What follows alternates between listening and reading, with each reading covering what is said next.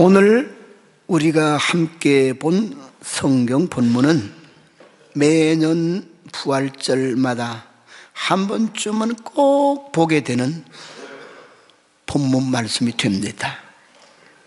한마디로 이 본문은 막달라 마리아라는 예수님의 열심히 있는 여제자가 주체할 수 없었던 슬픈 눈물과 통곡이 단숨에 감격과 환희로 바꿔진 사건 이야기입니다.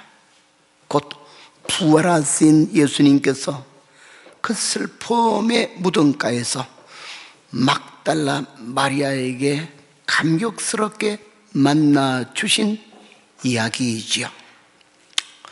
그래서 마리아는 이 감격의 교음을 멈추지 못하고 즉시로 주님의 제자들이 머물러 있던 곳으로 달려 내려가서 미친 듯이 외쳤습니다. 내가 주님을 보았습니다. 사랑하는 성도 여러분, 마리아의 주체할 수 없었던 눈물과 통곡의 슬픔은 무엇 때문이었길래 부활하신 예수님이 나타나서 만나주시는 이 사건으로 일시의 그런 슬픔은 물러가고 끝나버리고 마는가? 이것을 오늘 우리가 깊이 살펴보면서 이 부활주일에 저와 여러분에게 큰 주님의 은혜가 함께 하시기를 주의 이름으로 축원합니다. 첫째는 마리아의 슬픔은 죽음이라는 것 때문에 인한 극한 슬픔이었죠. 그런데 예수님은 과연 죽음을 이기시고 나타나신 부활의 당신을 나타내 보여주심으로 그 극한 슬픔을 즉시 사라지게 합니다. 사람마다 슬퍼 우는 데는 그때그때마다 각가지 사연이 있지요. 슬픔의 이유가 있다고 말이에요. 오늘 마리아가 그렇게 슬픈 눈물을 주체하지 못하고 통곡에 속하는 울부짖는 소리를 바른 것은 무슨 이유 때문이냐? 바로 예수님 죽음 때문이죠. 여러분 알다시피 마리아는 예수님을 만나기 전에 이전의 그 상태가 성경대로 표현에 의하면 7 귀신이 들렸던 여인이었다 그랬어요. 이것은 히브리인들이 숫자 문학을 가지고 어떤 상태를 표시할 때 자주 쓰는 표현인데 정신적인 상태가 7 완전하게 제정신이 아니다. 어느 모퉁이로 봐도 자기가 누구인지 어떤 행동을 하고 있는지 어떤 생각을 하고 있는지 이성적인 분별력과 가다듬음이 전혀 없는 상태. 또 남을 향해서도 자기가 있는 환경도 이게 전혀 제대로 이성적 분별이 안 되는 혼란의 극한 정신 상태. 자신도 불행할 뿐만 아니라 그를 지켜보는 가족들에게는 이런 질병만큼 힘든 질병이 없어요. 육신의 한 귀퉁이가 불편해서 고난당하는 것이 100배로 낫지 정신병으로 누군가가 가족이 시달린다면 볼 수 없는 거지. 그런데 그의 불행한 생에 어느 날 예수님이 다가와서 일시에 마리아의 속에 들어있던 7 귀신을 쫓아내 주시고 정신적인 모든 것이 완벽하게 고쳐졌습니다. 사실상 정신병으로 오래 고생했던 사람은 고쳐지고 난 뒤에는 자기가 이전에 어떤 사람이었는지 잘 몰라요. 그때서야 정신 차리고 내가 뭐 했지? 주위에서 들려준 이야기들이 있었겠죠. 마리아야, 너는 참 남이 보기에도 정말 안타까울 정도로 이런 사람이었고 이렇게 살았다. 그런 이야기를 마리아가 들으면 들을수록 자기를 일시에 고쳐 구원해 주신 메시아 예수님에 대한 사랑, 은혜, 감격을 뭐라고 표현할 수 없어요. 그래서 그는 찬 마음으로 자기의 일평생 온 생명의 힘을 다해서 주님을 사랑하고 주님을 섬기고 주님만을 자신의 구주, 메시아, 생의 목자로 섬기며 살아가기로 결심하고 열심히 섬겨왔던 주님의 여제자예요. 그런데 예수님이 고난받으시는 거의 공생의 마지막쯤 될 때 잊지도 듣지도 못했던 거짓말로 그렇게 존경하고 인자하고 진실하신 예수님, 모든 인류의 소망이 되시는 예수님을 악한 자들이 모함하고 선동하고 거짓되고 불의한 재판에 외부시켜서 예수님을 십자가에 달아 비참하게 죽게 하는 모습을 바라볼 때 얼마나 마음이 괴로웠는지, 그렇게 죽어가신 예수님을 생각할 때 그 슬픔을 뭐라고 표현할 수가 없었어요. 그것이 마리아의 슬픈 이유예요. 내가 그렇게 존경하고 따랐던 내 목자, 내 메시아로 알았던 그 예수님도 죽음 앞에는 그냥 이렇게 패배를 하고 마시는구나. 그의 교회에 가셨던 모든 일들은 다 실패로 돌아가고 마는 것이나, 이런 낙심스러운 마음의 슬픔, 이것이 아직 한 귀통에도 채가기 전에 무덤가에 향품을 넣으러 안식일이 끝난 월요일 새벽에 올라갔다 보니 무덤 문이 뻥 뚫려 있고 거기에 마땅히 있어야 될 예수님의 시신이 온데간데 없어지는 거예요. 그러니 그 슬픔 위에 또 하나의 슬픔이 더하는 거예요. 누가 세상에 못된 짓을 해서 우리 예수님의 시신까지도 도둑질해 갔나. 자기도 억누를 수 없는 감정에 의해서 눈물이 범벅이 돼서 막 울고 있었던 마리아였죠. 그런 중에도 그가 언뜻 무덤 속을 들여다보니까 아까는 보이지 않았던 놀라운 광경이 나타났다, 그 말이에요. 그 무덤 속에 예수님이 뉘었던 머리맡과 발끝에 두 천소가 각기 하나씩 이렇게 앉아있는 모습이, 그리고 마리아를 향해 적시로 말합니다. 여자여, 왜 울고 있느냐. 오늘 본문상으로 바라보면 그 소리가 채 끝나기도 전에 뒤에서도 누군가 쓴 것 같으면서 음성을 들려주는데, 여자여, 왜 울고 있으면 누구를 찾느냐 그랬어요. 마리아는 뒤에서 말하는 자가 공동모직 관리인인 사람인 줄 알고는 당신이 우리 주님을 어디 숨겼으면 내게 주소서, 내가 장사하겠나이다. 그럴 때 한 번 더 그 음성이 다정하게 들려오기를, 마리아야. 사랑과 정이 가득한 목소리로 마리아를 불렀어요. 그때서야 마리아는 온몸이 마음과 함께 전율되게 느끼는 것이 주님이시다. 돌아보니 예수님이시다. 자, 그 순간에 마리아의 감격은 어떠했을까요? 다 죽어서 이제는 모든 것이 주님과의 관계는 끝났다. 그래서 주체할 수 없던 슬픔이, 그 주님이 살아서 자기 뒤에서 자기를 불렀단 말이에요. 많은 설명이 필요 없지요. 예수님이 마리아의 우는 이유를 몰라서 왜 우느냐 물었을까요? 자기의 죽음을 인하여 슬피 우는 이유를 몰라서 누구를 찾느냐 그렇게 물었을까요? 다 알아. 전부 다 알아. 예수님이 그렇게 말을 하시고 의도하신 행위들은 오히려 마리아의 실망하고 슬퍼했던 그 깊이가 깊은 것보다도 훨씬 메꾸고도 남을 수 있는 슬픔 대신에 기쁨, 환희를 넣어주시기 위해서 그렇게 예수님이 여유를 가지시고 나타나시고 말씀하신 줄 믿으시기를 바랍니다. 예수님은 고난받아 십자가에 죽으시기 전에 이미 앞으로 당신이 예루살렘에 올라가시고 장로들과 서기관들과 제사장들에게 많은 고난을 받아서 죽으실 것을 예언하셨어요. 예언이요. 그리고 난 뒤에 내가 반드시 사흘 만에 살아나리라.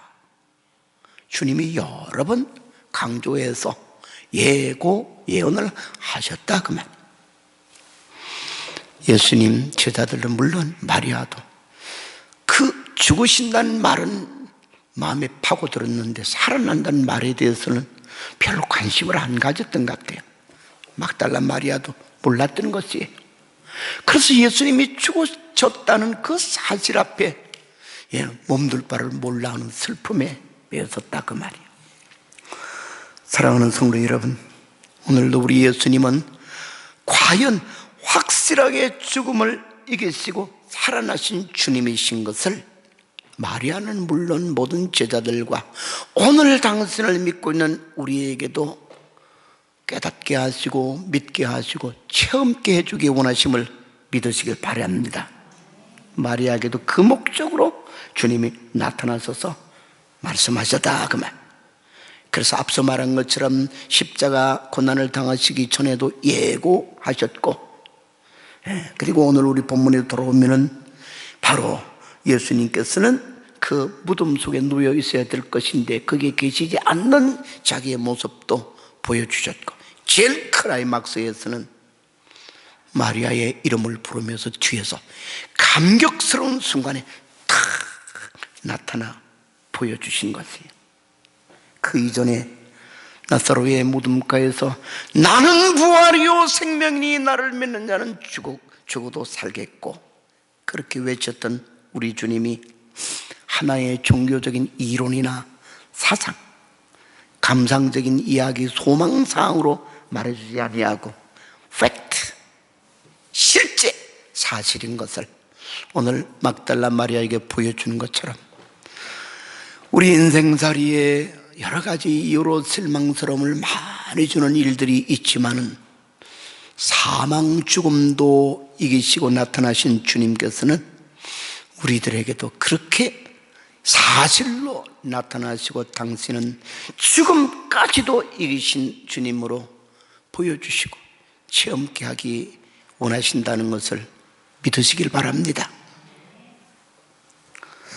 두 번째는 마리아의 슬픔을 한꺼번에 몰아내는 이유가, 그의 슬픔은 사랑하는 자를 잃었다, 이별했다, 죽음으로 끝났다는 것만이 이유가 아니에요.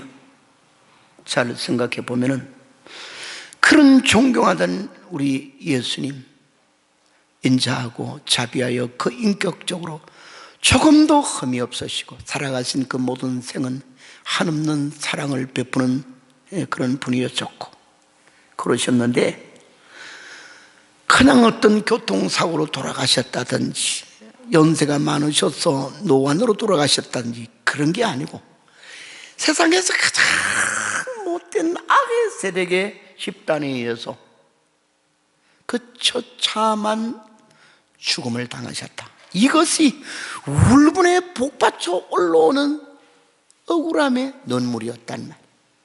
본인의 일은 아니나 자기가 생명같이 사랑하는 주님에게 일어난 일인데, 여러분 예수님의 십자가에 못 박혀 비참하게 죽으신 과정을 잘 아시죠? 예수님이 고소를 당한 내용은 무엇입니까? 새빨간 전부 거짓말이죠. 모세의 율법을 폐하러 왔다, 성전을 모독했다. 이것만 가지고 종교적인 지역밖에 안 되니까 로마 총독의 사형 언도를 받게 하시려면 로마 제국에 범죄하는 것이 나와야 돼. 사회 소란죄, 로마 황제인 가이사에게 대적하는 죄를 지었다. 반역죄는 처형감이 되니까. 그러나 이 세 가지 이유 중에 단 한 가지도 예수님이 하신 적이 없어요.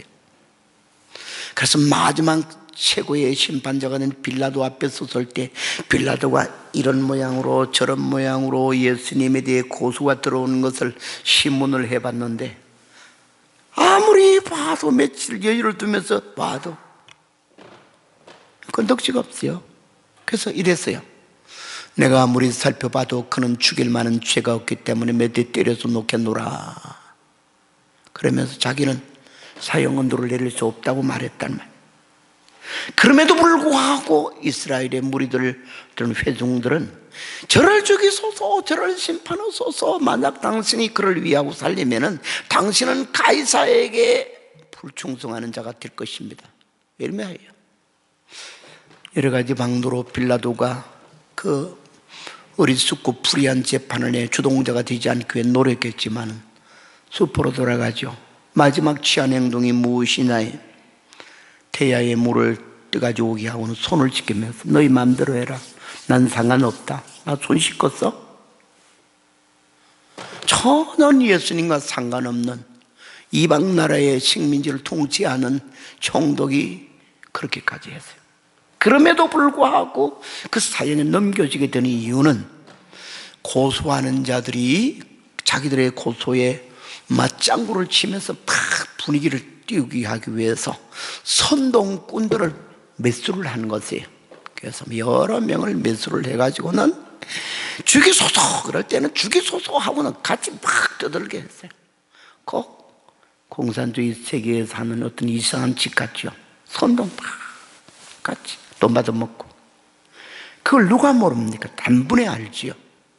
그래서 거짓의 모함한 고소, 그리고 그걸 가지고 선동한 재판, 결국에는 억울하게 사형 언도를 받은 것이 되고 십자가를 지고 올고다 언더시고 올라가시고 거기에 죽임을 당하는 것은 무슨 그런 악질적인 죄를 졌다. 그렇게 온 머리끝으로부터 발끝까지가 피투성해야 되고 찢어지게 하는 그 처참한 형을 받게 하시는, 어느 한 부분도 예수님이 받으신 십자가의 고난을 생각할 때 정당성이 있는 것은 없어서 이걸 지켜보는 막달란 마리아 가장 가까이에서 울분, 억울함에 분통이 터지는 눈물이었단 말. 역시 주님이시지만은 이 세상의 악의 세력 앞에서는 별 볼 일이 없구나, 이것을 이겨낼 수 있는 길이 없구나. 역시 안으로는 실망과 좌절감이 오는 것이죠. 세상은 다 이렇구나. 그런 슬픔 속에 있는 마리아에게 부활하신 주님의 나타낸 모습은 내가 잘못 생각했구나, 예수님의 죽으심은 악에 대한 실패가 아닌데 깜빡했구나, 악이 승리하는 것이 아니었구나. 그러며 예수님이 마리아에게 나타난 부활의 모습은 악의 실패한 자기의 모습이 아니고 악의 세력, 죄악의 세력, 죄의 세력을 뒤에서 조종하는 사탄의 세력을 머리통을 깨신 의의 승리인 것을 보여주는 줄 믿으시길 바랍니다. 그래서 예수님의 부활은 단순히 죽었다가 살아나는 부활이 아니라 의의 승리, 양면에서. 한면으로는 성경이 자세히 말해주죠. 예수님이 죽으심은 저는 어렵지 못한 이 세상의 모든 믿는 세상 사람들이 당신을 믿고 돌아올 때는 그 죄가 용서받아 죄인이 의인되게 하기 위해서 의를 이루어서 의를 전가시켜 주기 위한, 믿는 자를 위한 의의 승리다. 그래서 십자가는 성부 하나님께로부터 부여받아서 이 땅에 온 예수님이 자기 백성을 구원하신 의의 완성이요. 우리 지난 주간 고난 주간 기도회 때 7 가상 7원 이야기를 말씀을 하는데 제일 마지막 순서가 예수님이 운명하시기 직전에 다 이루었다 하시고 숨을 거두시니라. 뭘 다 이뤘냐? 이 죄인들을 하나님 앞에서 죄가 용서받을 수 있도록 대속의 사역을 끝마쳤다. 어느 한 귀퉁이도 0.1% 남겨두지 아니하시고 그래서 예수님의 십자가의 죽으심은 얼핏 보면은 겉으로 보면은 악한 세력에 모함하고 엉터리 판단을 내리고 처참하게 잔악하게 죽임을 당하는 것처럼 보이지만, 예수님은 태어나실 때부터 자기 백성을 저희 죄에서 구원하기 위해 오신 메시아 예수인 줄 믿으시길 바랍니다. 묵묵히 그 길을 가셨다는, 능력이 부족해서가 아니에요. 하나님의 천사의 군대를 동원시켜서 일순간에 악한 무리들을 박멸시킬 수 있지만, 예수님은 십자가를 지면서 자기 백성을 구원하는 의의 승리를 이루시는 거예요. 그러면서도 예수님의 이 부활은 의의 승리의 또 한 면을 가르쳐 주는데, 우리 신앙 고백 오늘도 드렸죠. 우리 예수님이 십자가에서 못 박혀 죽으셨으나 하나님이 사흘 만에 부활시켜서 그 다음 순서를 말합니다. 하늘에 오르셨다, 그리고 하나님 보좌 우편에 앉으셨다, 그리고 살아있는 자와 죽은 자를 심판하러 다시 오신다, 그렇게 말했어요. 그래서 예수님이 십자가에 죽으심까지는 이 죄인들을 구원하기 위해서 내려오시고 자기를 낮은 데로 두시는 길이었지만, 부활로부터는 영광을 받으시고 하나님 보좌 우편에 앉으셨다는 것은 심판의 자리에 앉으셨다는 것을 이야기를 하고 있죠. 그래서 성경에 로마서 4장 25절은 이렇게 선언하고 있습니다.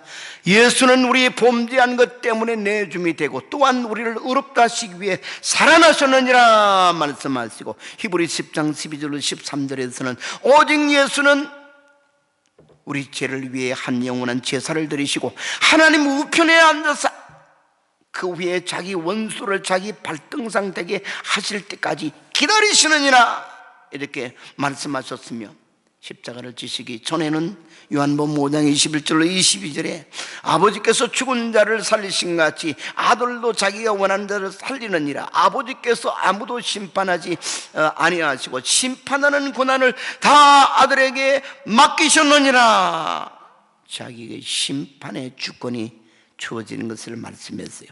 그래서 예수님이 부활하신 것은 의의 양면이, 하나는 자기 백성에게는 믿는 자에게 의롭게 하시는 의의 완성으로 승리가 되고, 그렇지 않은 악인들에게 회개의 기회를 주나 회개의 겸손의 무릎을 꿇지 못하고 베옷을 입지 않는 자에게는 주름한 심판을 행하실, 악을 심판하실 심판장의 자리에 앉으셨으니 모든 원수들을 그 발등상, 발도돔이 되게 반몰 밟고 앉는 자리죠. 되게 하신다, 그렇게 말을 했어요. 사랑하는 성도 여러분, 마리아는 예수님의 부활의 모습을 바라보고, 예수님은 악의 세력에 패배한 패배자가 아니요, 악의 세력을 단숨에 심판하실 심판장으로 오르시고 또 자기 백성들은 의의 구원자가 되신다는 것을 보여주는 사실을 체험하여서 그 기쁨이 말할 수가 없는 것이에요. 사랑하는 성도 여러분, 이 세상에 죄악이, 악한 세력이 들끓고 자기들이 이 세상을 다 다스릴 것처럼 보일지라도 절대로 그렇지 않습니다.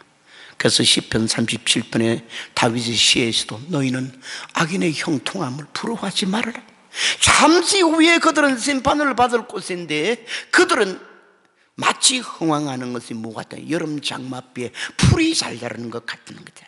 풀이 잘 자라면 성공하는 것입니까? 곡식은 잘 자라면 추수에 창고에 들이지만 풀은 낮추러 잘 자라면 배임을 받아 반드시 불태워지거나 거름화 되게 되는 거죠. 악인의 형통은 형통 같으나 형통이 아니라 멸망의 대상이 된다는 것을 보여주는 것이 예수님의 부활로 보여주는 악에 대한 의의 승리인 줄 믿으시기를 바랍니다. 마지막 말씀이에요. 세 번째로 마리아의 슬픔의 또 한 면은 다소 반복적인 의미가 들어있는 것 같기도 합니다만, 조금 다른 측면에 보면은 영원히 신뢰하고 소망을 두었던 그 사랑하는 예수님, 그 예수님이 곁에 계시지 않고 사라지신다 하는 것으로 봤던 실망감이. 우리들도 마찬가지로 이 세상에서 살아갈 때 내가 누군가를 굉장히 의지했었는데 그 의지했던 사람이 우리 곁에서 자이든 타이든 간에 사라질 때, 멀어져 버릴 때, 이별이 완전히 되어버릴 때 참 슬프지요. 인생 사는 맛이 뚝 잘라지는 것 같아. 누군가에 기대는 것만이라 그로 말미암아 인생의 꿈을 가졌는데 그런 꿈이 기대었던 그분의 사라짐으로 말미암아 한숨에 무너질 때 사는 게 사는 것이 아니에요. 맛을 잃어버리는 것처럼 되어서 오늘도 우리 사회에는 많은 사람들이 그런 어떤 실망감에 의해서 스스로의 생명을 포기하는 사건들도 많이 일어납니다. 마리아도 마찬가지죠. 아직 그 행동에 옮기지는 않았지만 주체할 수 없던 슬픔의 눈물은 이제는 나는 누구를 의지하고 살고 나는 무엇을 근거로 해서 내 인생의 꿈을 피워보는 소망을 가질 수 있을까? 다 없어지는 거지. 그래서 주체할 수 없는 또한 슬픔의 한 귀퉁이를 차지하는 거지. 그런 마리아 앞에 예수님은 나타나시는 것이에요. 어때요? 마리아 곁에서 사라진 예수님이십니까? 마리아에게 실망감을 안겨주는 실망의 원인 되시는 분입니까? 아니에요. 성경은 우리 모든 그리스도인들에게 예수님이 부활했다는 이 사실은 얼마나 우리의 오늘의 삶을 믿음직하게 만들고 내일의 꿈을 풍성히 가질 수 있게 하는 근거가 되는지 모릅니다. 이러한 예수님은 우리에게는 이랬다 저랬다 그 능력과 지혜나 사랑과 약속이 변화무쌍해서 못 믿을 뿐 언제 어떻게 사라질지 모르는데 이런 대상이 아님을 히브리서 13장 8절은 이렇게 선언합니다. 예수 그리스도는 어제나 오늘이나 영원토록 동일하시느니라. 그의 존재하심도 동일하시고 그의 능력도 사랑도 진실한 약속도 한결같이 변함이 없으세요. 즉 그를 의지하는 사람들에게 실망감을 주시는 떠나시는 주님이 아니고 언제나 우리와 함께 하시는 주님인 것을 믿으시기를 바랍니다. 그래서 히브리서 역시 마찬가지로 3장 6절에서는 이런 권면을 우리에게 줍니다. 그리스도는 하나님의 집 맡은 아들로 그와 같이 하셨으니 우리가 소망의 확신과 자랑을 끝까지 견고히 잡으면 우리는 그의 집이라. 누가 그 하는 집이냐? 예수님. 튼튼하다 이 말이에요. 성도 여러분, 부활의 우리 주님 영원토록 불변하시되 우리 곁을 떠나지 않고 똑같은 사랑, 똑같은 능력, 똑같은 은혜를 약속하시고 베푸시는 주님이신 것을 굳세게 믿으시길 바랍니다. 오늘 저녁 예배의 부를 찬송입니다마는 우리 절겨 부르는 171장은 1절에 이렇게 노래하지요. 하나님의 독생자 예수 날 위하여 오시었네. 그 다음은 같이 내 모든 죄 사시려고 십자가 지셔서 나 다시 사셨네. 살아계신 주 살아계신 주 나의 참된 소망 두려움이 사라지네. 사랑의 주 내 갈 길 인도하니 내 모든 삶의 기쁨 늘 충만하네. 아멘. 십자가 지셨으나 죽으셨으나 살아나셨어요. 마리아가 울고 있을 때 주님은 가장 가까이 그의 뒤에 오셔서 왜 우느냐, 누구를 찾느냐 하시고 마리아야 그랬어요. 나의 등 뒤에서 당신의 살아계심을 영적인 감각으로 느끼게 하시고 변함없는 다정한 목소리로 내 이름을 불러주시면서 가장 가까이 계시는 살아계신 주님이 부활의 팩트가 되는 오늘의 현실이 되는 우리 주님이신 줄 믿습니다. 이것 때문에 우리는 어떤 일을 만나도 실망하지 아니할 수가 있어요. 어떤 일을 만나도 우리는 기댈 때가 있는 거예요. 주여, 우리 영혼을 돌아봐 주소서. 우리의 육신도 내 가정도 돌아봐 주소서.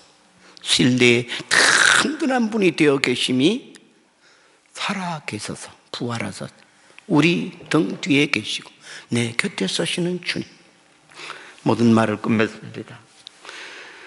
오늘 우리는 마치 부활하신 예수님을 만나기 전에 예수님의 무덤가에서 슬피 울고 있던 막달라 마리아 같은 모습은 아닌지, 그러한 우리를 보시고 주님은 왜 울고 있니? 너의 인생사에 만나는 슬픔이 무엇이길래 울고 있니? 누구를 찾고 있니? 죽은 나를 찾고 있니? 살아있는 나를 찾고 있니? 이렇게 물으시는 거예요. 그러면 우리로 눈을 떠서 부활하여 우리 곁에 슬픈 눈물을 제거하시고 환희의 기쁨과 감격을 안겨주시려고 하시는 분이 오늘의 부활하신 우리 주님인 것을 굳세게 믿고 그를 바라보고 찾을 수 있기를 주의 이름으로 축원합니다. 하나님 아버지, 어수선한 이 질병 환경과 사회적인 분위기 속에서 또 저희들을 오늘 주의 전에 모아주셔서 질서 있고 청결하고